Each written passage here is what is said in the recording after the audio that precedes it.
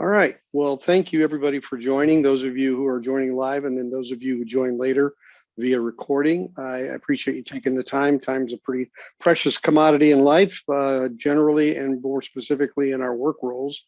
So I really appreciate that. So I've kind of entitled this the journey in real time because I have begun to always call SafeStart a journey. And we'll talk a lot about that issue and why I say that and what it's about. And so hopefully I'll be able to bring some perspective, to you. And I'm sure a lot of what I'm going to say in terms of what I've seen work or not is things you've heard before. So hopefully you see it as reinforcement. Secondarily, I've had some international experience, quite a bit actually. So what I wanted to talk a bit about here toward the end is what are my learnings? What kind of things impact what's going on? And these things can impact the ones in the US and Canada just as easily. So the business culture and the dynamics of the culture is an impact. So here's a fact of life. We are interrupting business. When we propose doing something like SafeStart, the daily work, it doesn't emphasize safety to this degree. Think about the poor office guys, they're like, I'm not running a machine, or I'm not, whatever. I mean, take your line, right? We are impacting business. So everybody, is from the top management down, it still has that perspective because they're like, how do I do this on top of everything else? So, in Garland, our need was organic. We knew it. We knew we needed it. The doctor did an analysis and he said, here's what you got to do to get healthy again, right? A lot of the other places, it's a top-down program. They're going, hey, Sweden says we've got to do this, and that's, sometimes, it's a little tougher to sell. It's even though it's sold, it's a little tougher. Now, as others see results and they can see that helps, obviously. But everything, as hard as it was to get things moving before the pandemic, since the pandemic, there's so much change in work approach that's happened. It's really unbelievable when I start dealing with these locations. If someone isn't leading from the top and drawing in and saying, we need to start this, I want these people to serve on this, this is what we need to do to be successful.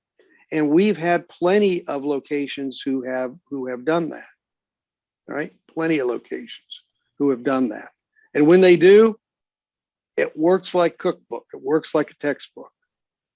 But the question is, to what degree does business climate fuel the first three states? This has come to my mind very deeply in the last 2 years. We're chasing this rabbit, we're chasing it, and we're saying we can't eliminate frustration, we can't eliminate fatigue or rushing, and that's true. But to what degree do we compound it? I think it really takes a sobering perspective to look at that. I mean, it really does. And when the sites that have taken this seriously and have really looked inwardly, they have changed some approaches and practices, communication styles. It's okay to tell us if X, Y, and Z is a problem, where people thought it wasn't okay to say it, or they'd get, have a negative consequence if they did. So this is kind of the new reflection. We're 7 years into it in Garland. And so, we're really starting to emphasize looking at like risk assessments and the human factor of a risk assessment. What could go wrong because of the human factor? What could go wrong in a design because of the human factor? If the opening for the guy to get into is this narrow and all the guys you hire for that job are this wide, I think you're going to have a problem, just, skinny people only need a ply. I've never seen that, but, so all these things are, that are influencers. So that is kind of a next level of thinking, right?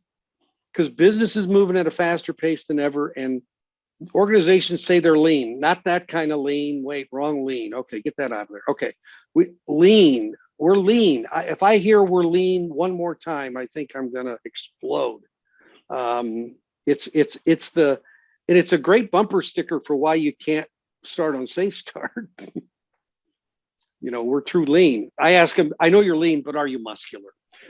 So because if you're muscular, you can take anything on.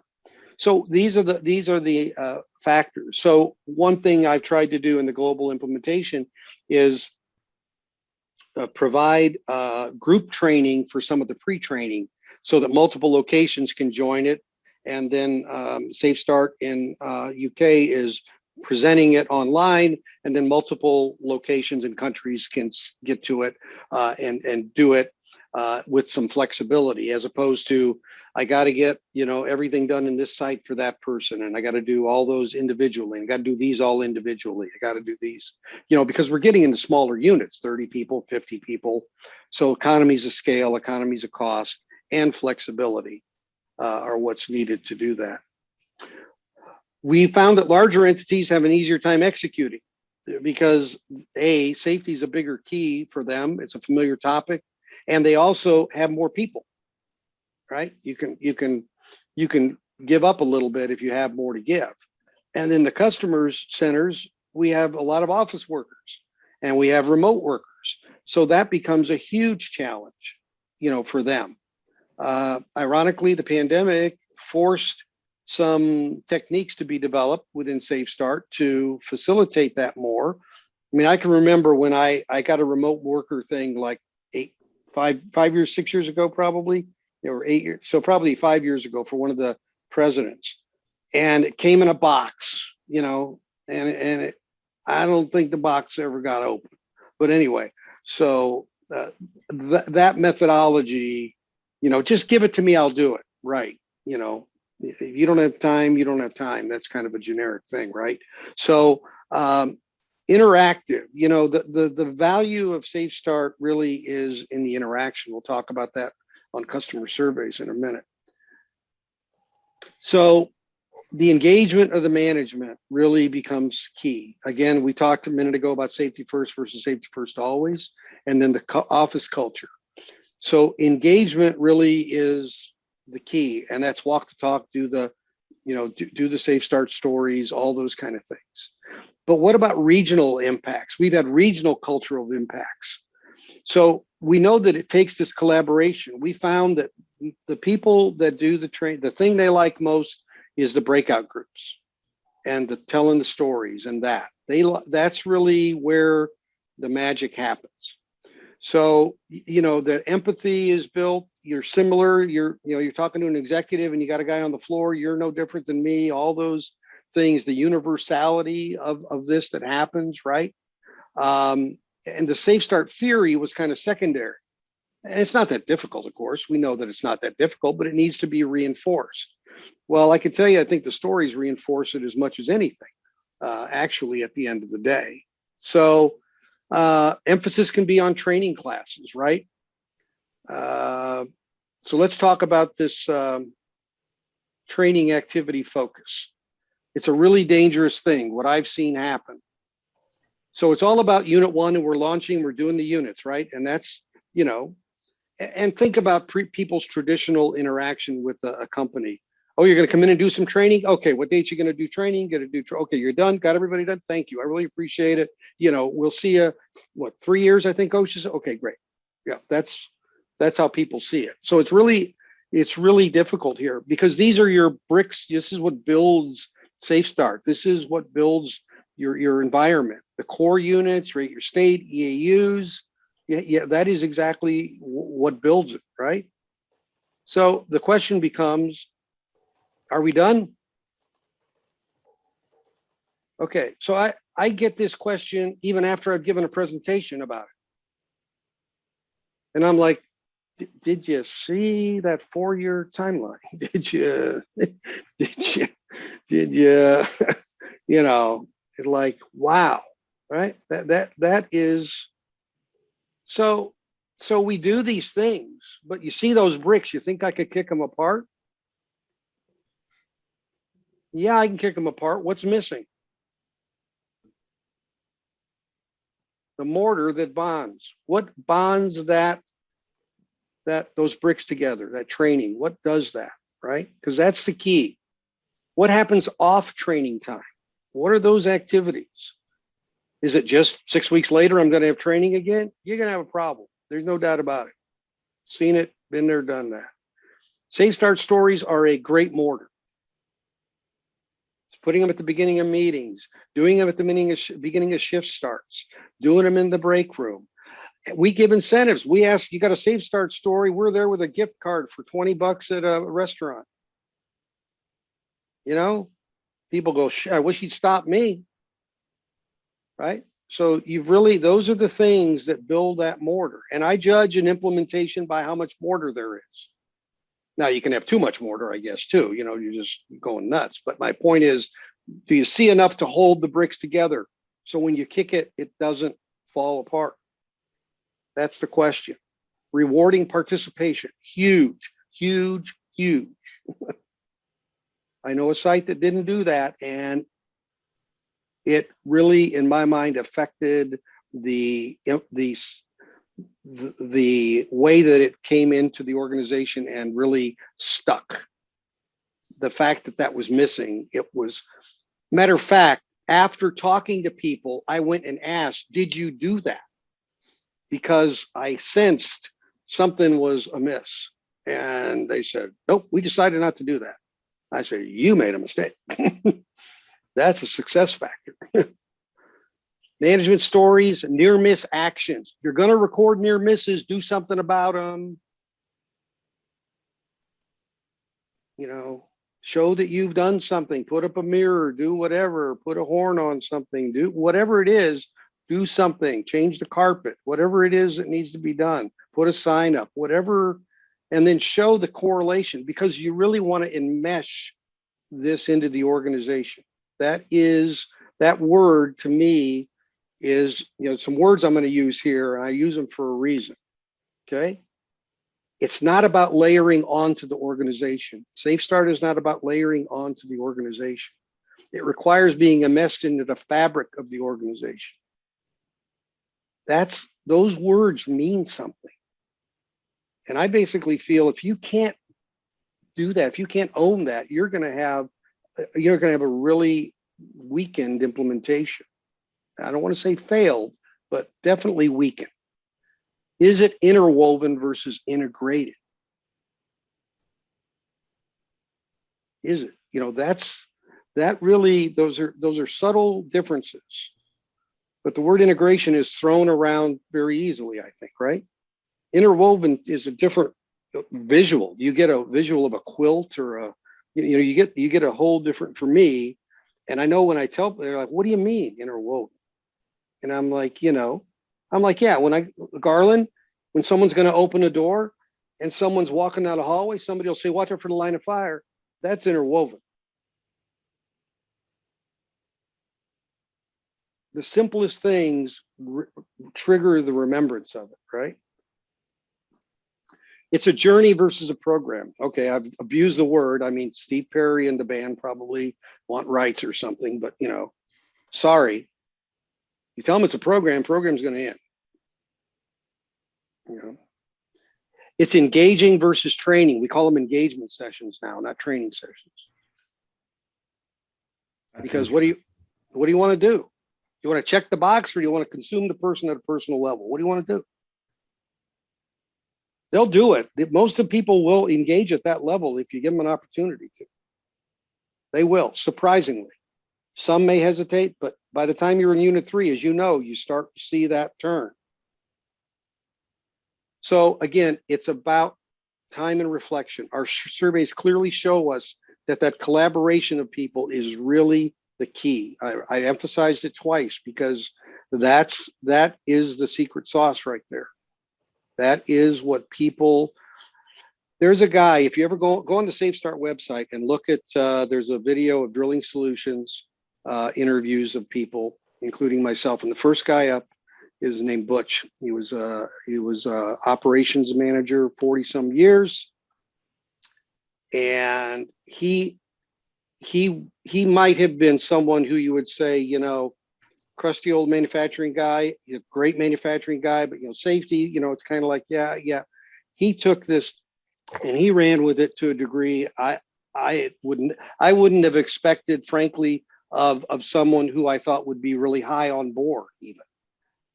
He said in all his years, he'd never seen anything like it. The most common sense approach to safety he'd ever seen. Those are his words from the video that he told Larry.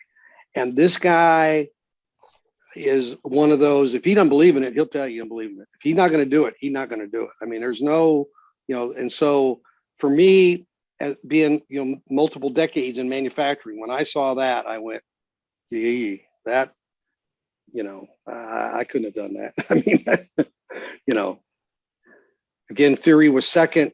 Integration well beyond the safety management system. Well beyond it. What do we mean? So we have a thing now called live work elimination. Okay, and here's how you do it. You basically evaluate what a process is, and you say, you know, what, yes or no. You kind of go through this logic. Unisolated, energized, thinking hazardous energies coming here in a minute. Line of fire. Were they in the line of fire? Because this hazardous energy is something that could harm them, right? Just like that hose harmed that gentleman we're talking about. What's the potential for serious injury or death? And that's the live work elimination we do. We want to eliminate work circumstances where live work puts the person in harm's way. So we're doing that on designs, we're doing that on maintenance approaches. It's a whole separate thing that I work with the lady who runs that program as well. But line of fire and hazardous energy are a key component of that, and they obviously have a tie back to SafeStart, okay? Because it's all about preventing it from happening again. So this is, to me, taking it well beyond just a safety system. This is really integrating it into our maintenance and repair processes, our design processes, things like that. So final thoughts are, you know, one thing we did is we had to come up with a little different terminology at times, because steering committee, you guys call, you know, the people actually doing the tasks. In our company, it's executive management. So we had to call it like the project leadership team. Now I see some things, and maybe it's SSI, they call it the implementation and monitoring committee, which I think is perfect, because that's exactly what it is. It's not just implementation, it's also monitoring. And I think that's exactly perfect. And so the long-term success factors, you know, at the end of the day, all of these count, all of these matter. Discipline not being part of the process is a huge, huge thing, because everybody thought safety was about discipline. And now there's rewards and recognition that people receive for SafeStart. And that is really what it boils down to. So what are your success factors as customer engaging people? I leave you with this. Partnering means high touch, means high availability or interaction, really, you know, keeping that at a premium. It's even more critical since the pandemic, in a way, because, you know, people are just out, everything's out of sort in a way, you know what I mean? And I really appreciate a nod I get from Tina or that team, where it's just, how's this going? Or, you know, what can we do to help the, you know, situation? But really it's something that I've noticed time and time again, that there are times when I think a site gets, I say, left to their own devices. You know what I mean? And so that interaction is not as key. So we got this thing where you supposedly do annual visits, these health checkups, right? Okay. Well, I think there have been missed opportunities, engagement in that. And that was, pandemic threw it off, but this was hit or miss prior. And I'm not looking at you, Tina, specifically. I'm just saying generally. And I'm saying worldwide. It's not just, you know, Electrolab. I mean, this is it's always in the quote, but, and you know, it's like, who starts it? Does the consultant say it's time? Does the site have to say it's time? whatever. But here's the thing. What about thinking about becoming an ad hoc member of the steering committee or the implementation monitoring committee and know on a more proactive basis what is going on? I mean, here's the good news. If everything's going great and you got all the vibes, you can space it out more then. It's kind of like the site earns the right to, you know what I mean? But so the question is, can this now become maybe a twist of approach, a change of approach, a perspective shift that says maybe this is how we need to, I don't want to say sell this, but maybe this is how we need to present this, because we've seen enough to where that thing, all good intentions aside, it's not as effective as what we would like. And so how can we be more effective? I think we've had to be more engaging since the pandemic hit. I mean, that forced some hands. And unfortunately, some people kind of said, hey, I just can't even think about, this either. And those are ones you really got to worry about. So I also think steering committee training, or whatever you're going to call it, implementation monitoring, whatever, it should require a workshop element where you say it's a day. Now if it's a half day and a half day of the learning and then working with you interactively, whether you're on site and you're there and you can do it that way, or you do it through a WebEx or whatever. You are getting them you are working with them, knuckles down, elbows on the table and sleeves rolled up, because you're going to get a sense real quickly, how's it going? Is it a green light? Is it a yellow light going on? What's really happening, right? And again, I mentioned the importance of diversity, inclusion in materials. I know the new now thing has some of that. It's better, it's newer, it's fresher, and that's great. I want to commend you guys on the now product. We're not using it yet. And of course, it's not an SSI product. So, but I just want to mention that because it became a big deal from a corporate standpoint for us with Epiroc. And a lot of European countries are way ahead of us in that regard.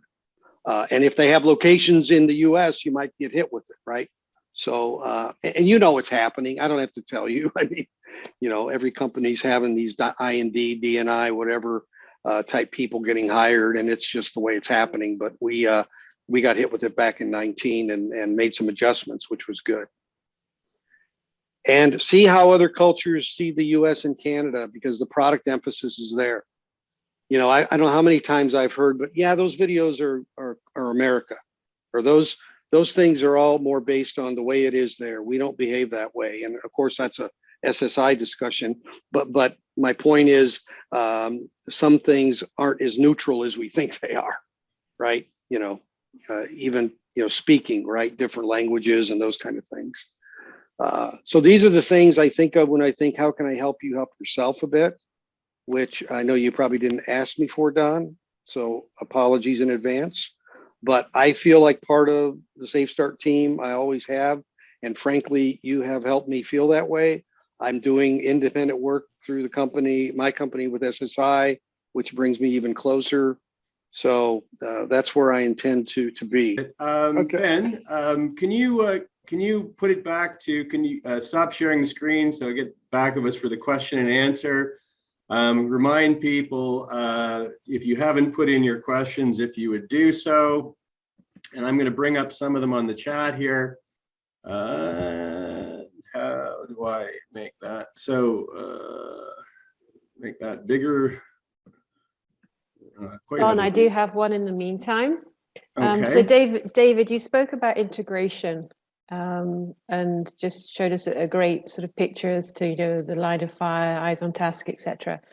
How long did it take to start to develop that?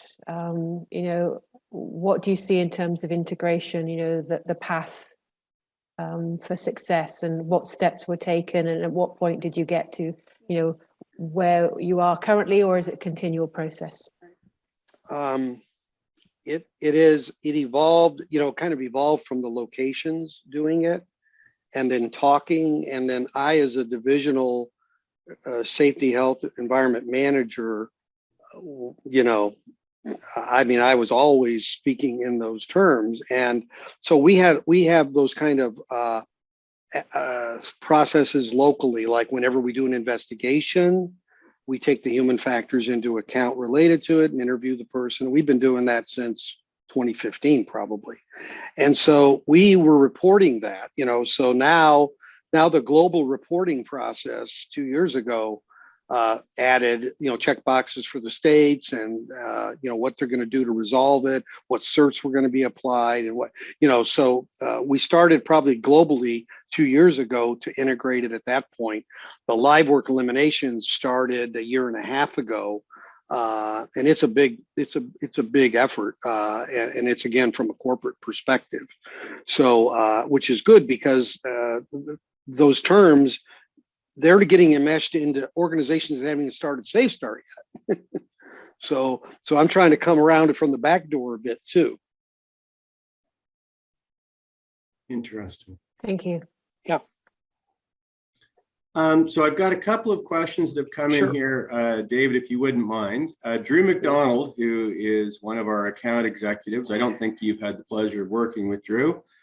His question is, are you considering any other SafeStart branded processes to help sustain SafeStart? SafeTrack is our observation and feedback process. You mentioned you're already using Rate Your State, which is our conversation process. And our latest addition to our flagship, at least here in North America, is SafeLead, which is a supervisory training program.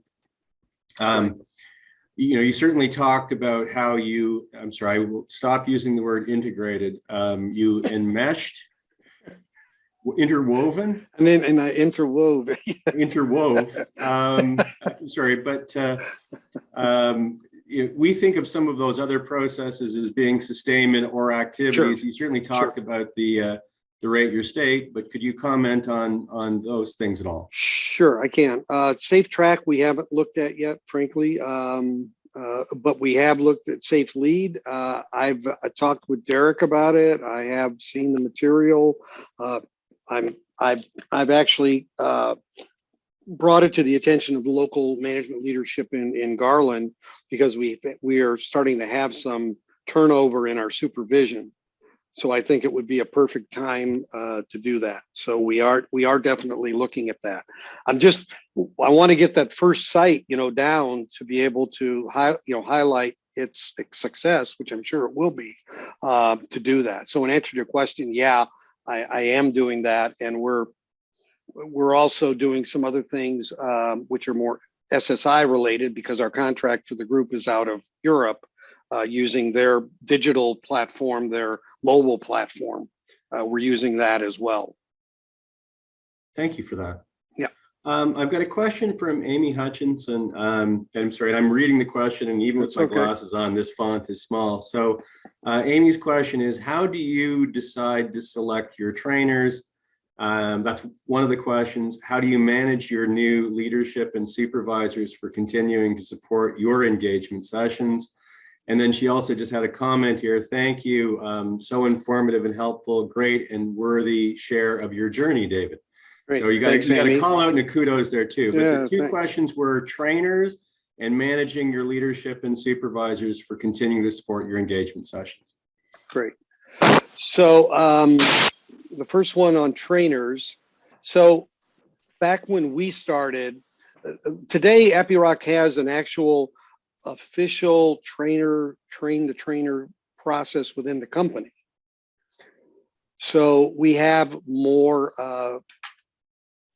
opportunities, for people who are proficient at doing that. So today we tend to start with that pool of people. A lot of them are people that work in the field, and we need trainers in the field. So we really and we focus on those who maybe are leaders in their supervised tasks of, a crew they've got to, supervise a crew, so then they can manage the time of when to train them. They have more control and that type of thing. So, but we kind of, we really try to get volunteers. That's our first approach. But we typically approach those who have maybe a track record of being able to present. Because as Tina, when there are people who are uncomfortable and then you make them trainers, and I'm getting asked for help with that now too, the one I'm thinking of. So we try to do it that way. I mean, in Garland, here, an example of what you can do. We hyped the program way before it ever started. We got 28 people apply for 18 slots. So we had to interview people and stuff like that because we couldn't, and they were all volunteers. So that's the ideal to me, when you can get the interest high and the volunteerism, high. When you start telling people you will be a trainer, then, obviously you're probably not on the top of their like list and priority list. So I'm not going to say that never happens. In smaller organizations, sometimes that happens because, they just don't have the wave, Don. They just don't have they don't It's have a the light sensor. If I don't move, it comes on. Oh, I thought that was attached to your thinking. I'm sorry, Yeah. I missed that. I get okay. Save that one for Larry. We'll put it in the outtakes. Okay. So, My little brain can't power this 100-watt light bulb. Yes. okay. All right, Amy, thank you. And the second one was what about management? What, I'm sorry? Well, you talk the interweaving. We use the expression here, white space, quite a bit, which is you've got the engagement sessions, you need people to do things. So her question was, how do you manage your new leadership and supervisors for the continuing support of your engagement sessions? Okay. So the first thing we do with that, I'm trying to think of the best examples I can give. We tend to have activities ready to utilize, and we have everybody has department meetings, of course, and then their shift starts out in the factory and the technicians and that. So we make that part of their format for their process. So, Safe Start Story Friday, it's which cert did you use Tuesday, it's, whatever. So, and then we incentivize people participating in that, in those groups. So incentivization has been a key to success for this. And the other part of that, of course, is that the supervisors have to see value for them too. There's kind of a paradigm. Well, if you're a manager, you can't win anything. And I'm like, why not? Why not? The whole idea is to evoke behavior, right? Well, do they lose that evocation of behavior thing when they put a manager hat on? I mean, same thing. So that's always, sometimes HR or whatever you run into, so that to me is a key, that the supervisors have to be part of the value chain of it and the activity chain of it. And so, having contests is a really good, we got huge response. We added a prize you could win every month. Took 3 parking spots, one in parking lot A, B, and C, I'll just say. And we put a poll there and we left it empty, and whoever's the Safe Start Employee of the Month could win that parking spot for 30 days. And when we were full and you couldn't find a parking place, man, we were getting like 40 near miss cards a month. They were like, coming in. We couldn't even react to them fast enough for a parking space. Yeah. Wow. Yeah. So, it's just like, you just don't realize sometimes how nebulous of a thing sometimes can drive people. Yeah. Thank you for that. Yeah. I've got a question from Kevin Cobb here. My buddy. I've got questions related to this.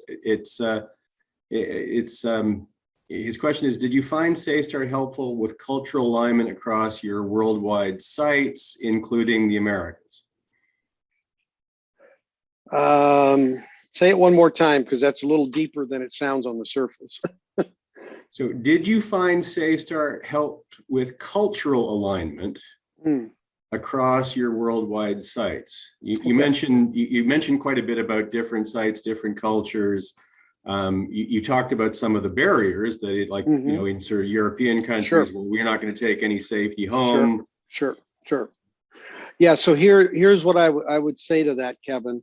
It really brought forth a common language where people in the field, you know, one thing we experienced that I meant to mention, and it's really a critical one, and we saw this early on in Garland and didn't expect it. Well, weren't looking for it, I guess. I was, when I thought about it a bit, I go, yeah, it makes sense. People watching out for each other really increased. Big time. Line of fire. Somebody else in line of fire, you're thinking line of fire and you're going to say something. Someone else isn't looking where they're going, you're going to say eyes on task. And the irony of it is, at first, it was like a joke. Hey, watch out, you're in the line of fire. You know, I remember a manager came into me, see, they're making fun of the program. I said, I don't care how they sound. They're saying something they never would have said before. They're trying to protect another person. Think about it. That'll wear off, the way they're kind of, you know, giggling about it. But the fact is, they're thinking about it. And this whole program is about thinking about it in the moment, right? It's in the moment. You got to think about it, because it doesn't matter how much you know. If you don't think about it in the moment, it's useless to you. Like it was to me at that intersection. In the moment, I didn't have it.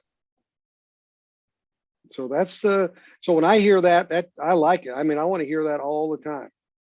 That's what I want to hear. Wow. Thank you for that. Yeah.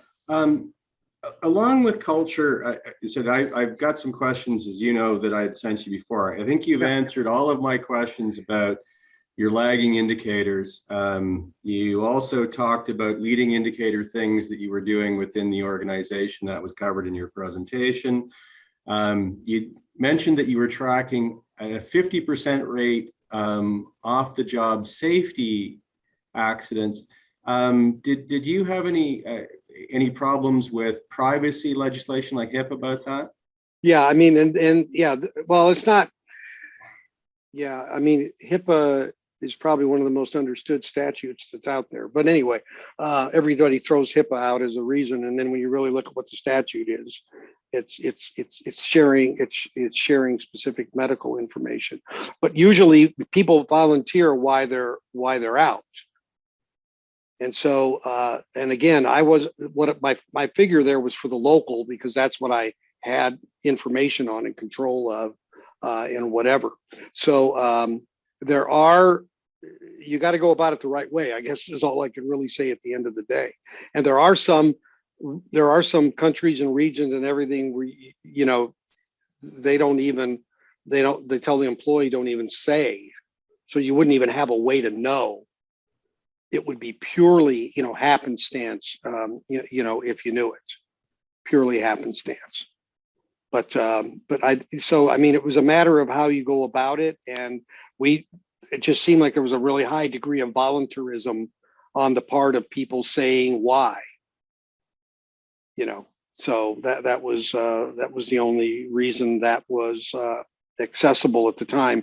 And I think, to be frank, part of the reason was that people were thinking about, gee, am I going to get hurt less at home? Am I going to get hurt less, you know?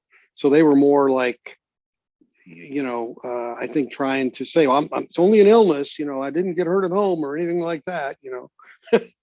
So I think there's a keyed up expectation that, you know, that they would in fact have better results and less of an impact, and that the company would want to know that, but it wasn't asked. It was volunteered. Okay, thank you for that. Kelly Norris who's Vice President of Implementation Services. I think you've partially answered this question, but I guess it's a question about what could we do better. It said, did David talk about the challenges with a global rollout and our part in that? Or in other words, have we created any unnecessary barriers that you'd like us to do better with? You know, Kelly, thanks. I I wouldn't say you've created barriers. I think there is there's something that I have come to realize, I guess, and it's and I know you're Electrolab and you're SSI, but I can say this, I think, unequivocally. When you come in and you talk about how global your reach is and how many people have been trained, and you do that, I think they get the perception that SafeStart is a much bigger company than it really is. Okay, I really do, because I've had people who've wanted SafeStart to do something or to, and that's like, well, they're almost as big as we are, right? And I'm like, excuse me, and it's like, so I mean, and that's not that it's a barrier, it's just it's a reality, obviously. But the thing that I will say is, from a global perspective, I think the tools are there. Getting organized properly up front is probably doesn't get the attention or time it needs, because you kind of start getting into putting sites on the map, so to speak, and that type of thing. Getting all the ducks in a row and really laying it out as granularly as possible. And the other part of that, Kelly, I think, is approach. What, given let's say our size, given the fact that we've got companies that have hundreds of people or thousands of people, and we have some that are in double digits, how can we approach that different? Now here's the problem. Before January or whatever of 2020, you knew how you were going to approach it. I mean, now there's variables now. There's multiple opportunities and ways to approach it.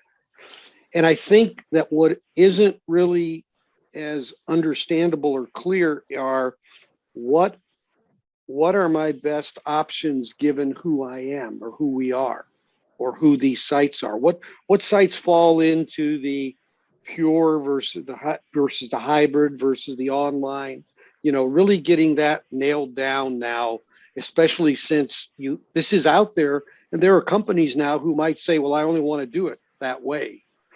So in a way, you have a better opportunity now, because it kind of used to be, we're SafeStart, here's how we do it, we're coming in, here we go, which was great because it kind of took all the guesswork out of it, right?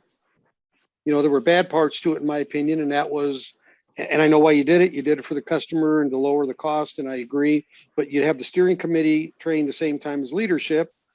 The steering committee needed 2 months to get going, to get started, really. And the leadership got it too early if you did it that way. Or you did it later because the leadership didn't need it till closer to when you launch Unit 1. Then the steering committee didn't have enough time to get going, which now you can separate those, obviously, if you do them digitally, and you can do the timing the way you want it. So there's kind of this opportunity that exists now, but I think really laying that out very cleanly, I think in a way that I don't want to say it's almost like a menu kind of thing, but I mean, mix and match and figure out how you're going to do things. I think that would be very helpful. And Kelly, any follow-up to that? Okay, thank you for that, David. Sorry, just a few more questions, David. I know we're running short on everyone's time. I'm fine. So some questions about non-safety KPIs and particularly lagging indicators. As you know from the questions I sent you, the primary focus of SafeStart and the SafeStart process or the SafeStart journey should be about improved safety performance, and you talked about your improved safety performance. But when people actually get to the point where they can start to self-trigger on rushing, frustration, and fatigue, those cause safety problems, they cause quality problems, they cause production problems, they cause sales process problems. Yell at your customer, yell at your kids when you get angry, those sorts of things. So the first question is, did you or your management look for and see improvement in non-safety KPIs in the metrics for those at Garland or at any other site after the SafeStart implementation? And could you comment on that? Yeah, and so we didn't formalize anything, and I would say that I know that there was there's the whole process safety kind of thing related to office activities.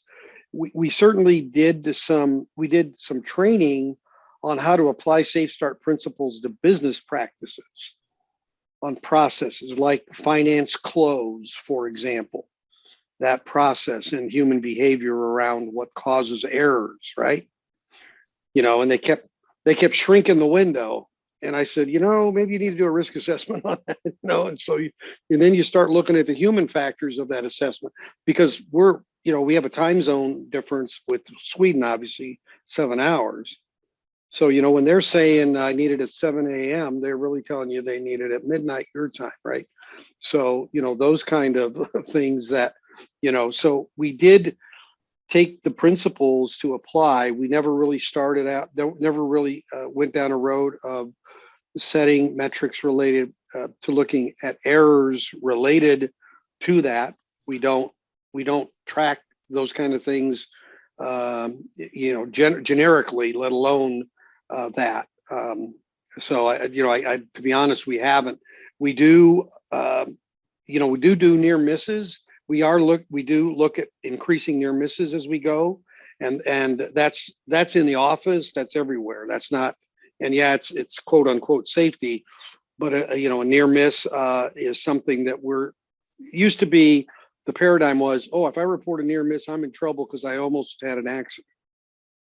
So what do? You don't report a near miss, right? That's easy, right? And then something happens. The guy goes, yeah, that happened to me every week, and all of a sudden it's like, that kind of thing.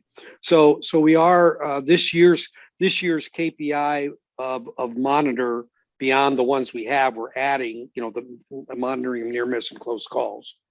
And we have used the close call Unit 3 as kind of our core reporting of those kind as well, so that people are always looking at them in the context of SafeStart and certs. Okay, thank you very much. Yeah.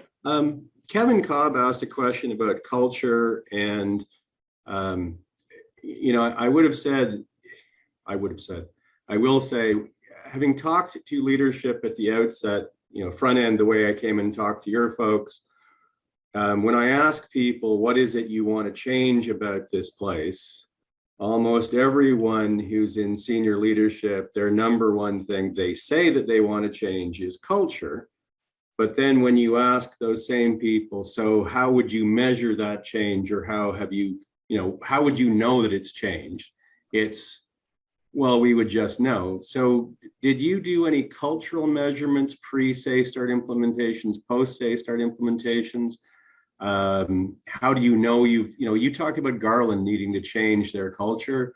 How did you know you needed that change, and how did you know it had changed? I'm going to give you two things. One's a metric, and that is that we do surveys annually of employees in the business, and we saw a definite and we were back, like I said, we were back in that part of Atlas Copco back when we started.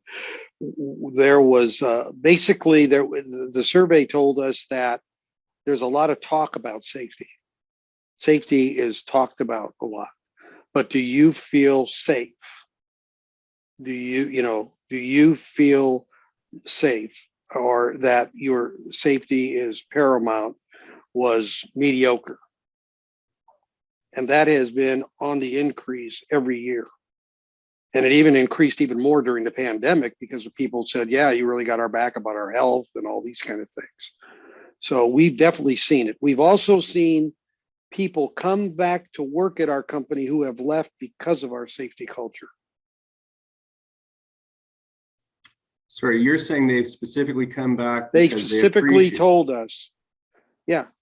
Yeah, I had two guys who were trainers who came back. They said, they said, as a trainer, I knew what was going on where I was at. I couldn't live with it. I couldn't deal with it. And nobody would listen. So and then they became trainers again. But they were like, we see the difference. You know how it is. The grass is always greener where you fertilize. So anyway. So yeah, literally, we had people that did that. So I mean, that to me speaks, a pretty high volume. It's unfortunate it speaks to the other company poorly, but so I sent the contact information to Mark Rose. I said, you need to call this company.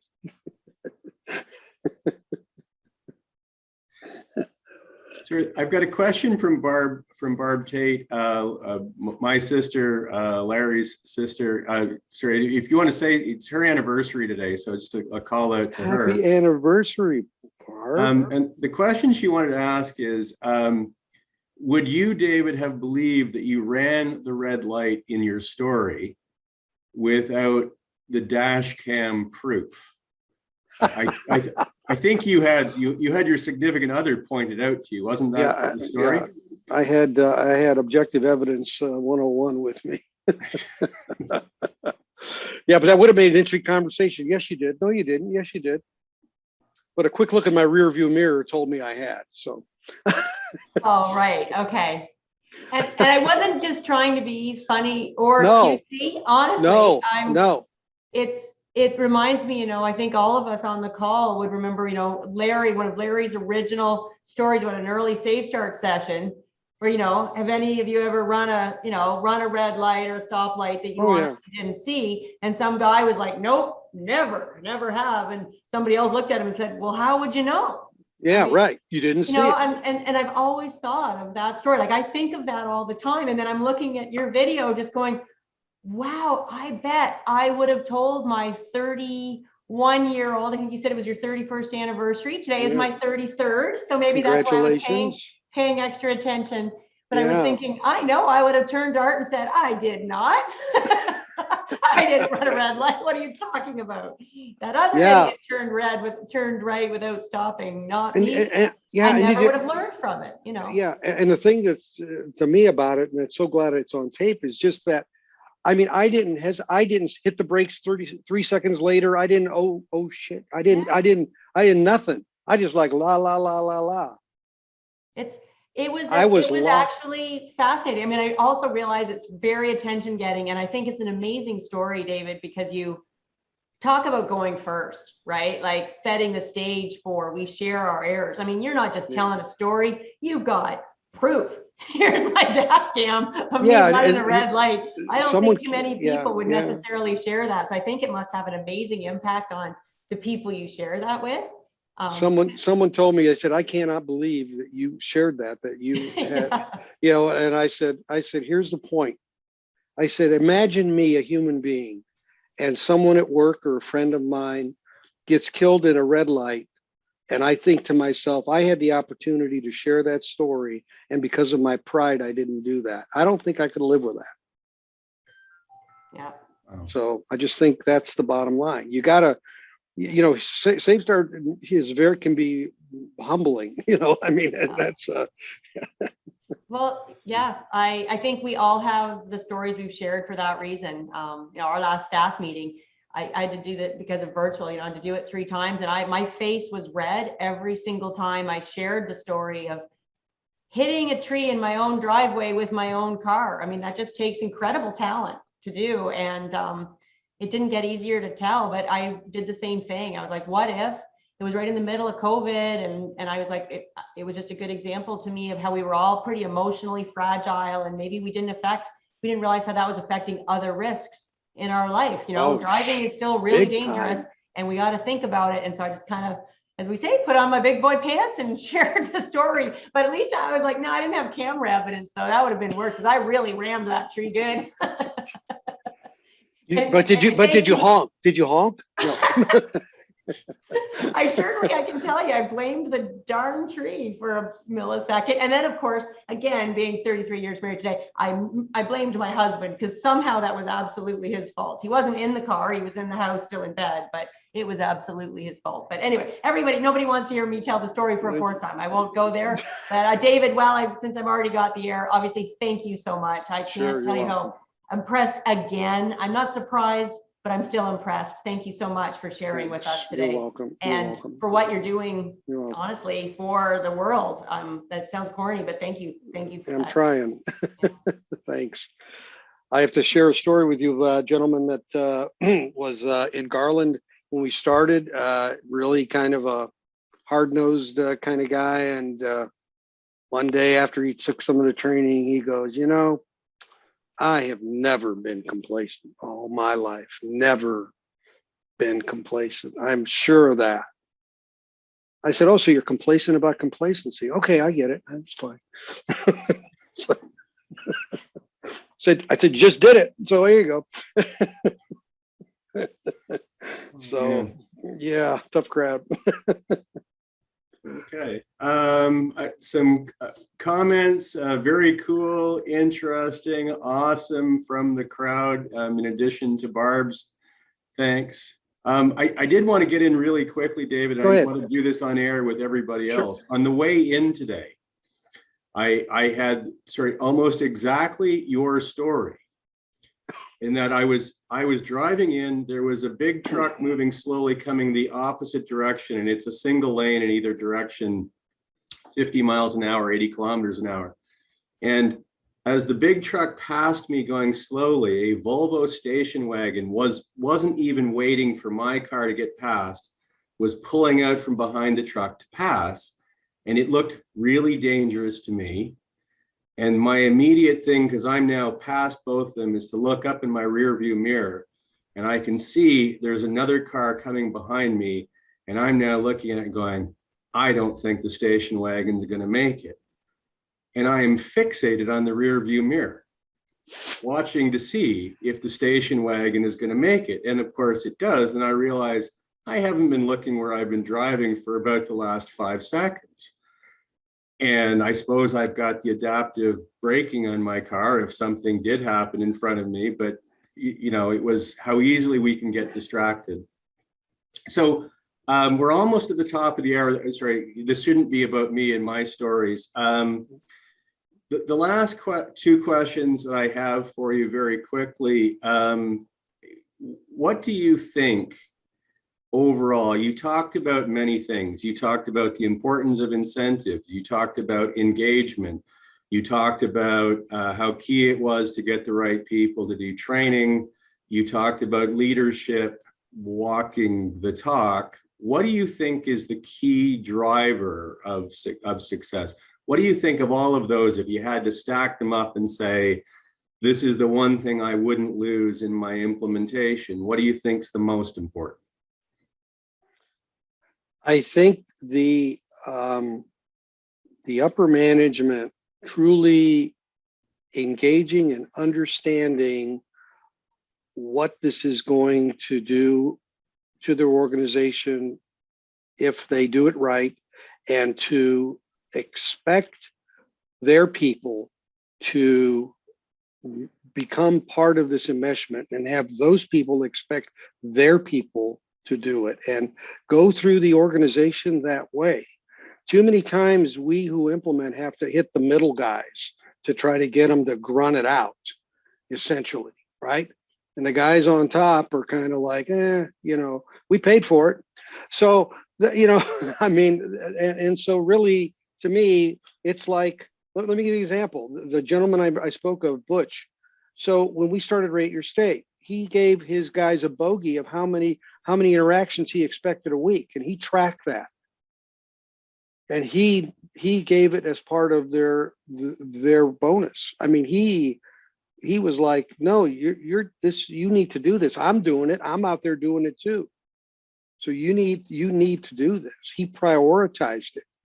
You know, you've really, because without that, you're left to, because think of the steering committee, they're trying to get things to happen, right? And the trainers are trying to get time to get trained. I can't get time to be a trainer. Well, what is that a lack of, really? I mean, what is the management isn't talking, is it walking the talk? You know, they're saying all the right things. But when it comes down to it, you know, it's like if a trainer misses a training, I'd be going to him going, hey, I got a problem. Why'd you miss that training? You know, that's a priority. Not, oh, I'm really glad you worked on X, Y, Z, and, you know, you didn't, you know, that training can wait, kind of a perspective. So to me, without that, you're treading water. You know, it's easy to tread water. And that's what makes it difficult when you don't get that support. That's why I'm being very careful. It's not just the top management support. They have to expect it of their direct reports, who have to expect it of their direct reports. That's why what you guys call is leadership. You don't call it management training, you call it leadership training. Well, what part of lead in that word don't they understand, right? That they've got to expect people to go to training, expect trainers to be at training, expect the steering committee to tell them when they need more money, or they are having an issue, or whatever it is. They need to have that expectation, and then those people below them need to know that's expected of what's above them. And then you have a functional organizational, not a dysfunctional organization where one guy's pulling one way, another guy's pulling another way, and everybody's hoping I can get the training done so I look good on the chart that says everybody's trained. And that's a fool's fodder. Wow. Thank you very much. We are at the top of the hour. We're out of time. So in respect for everyone else's time, if I could get the people that are on, if I could get you to unmute and give David a round of applause. This never actually sounds very good in this system, but everyone, that was an absolutely wonderful presentation. David. Thank you so very, very much for doing that. Thank you all. And thank you for your commitment to safety and SafeStart. We really appreciate it. You're welcome. Thanks. You're welcome. You all Thank you, take care, David. Ray. Yep. Thank you. Very good. Thank You're you. welcome. Thank you. Thank you And all. there goes my tiny light bulb head again. Okay.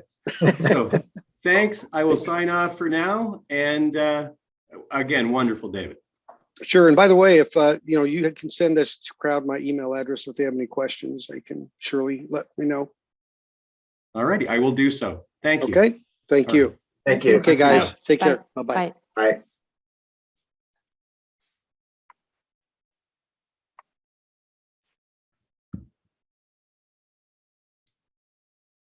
Hey, Ben. Hey. You got what you need? I Think am so. not recording at this end. Yeah, that's fine.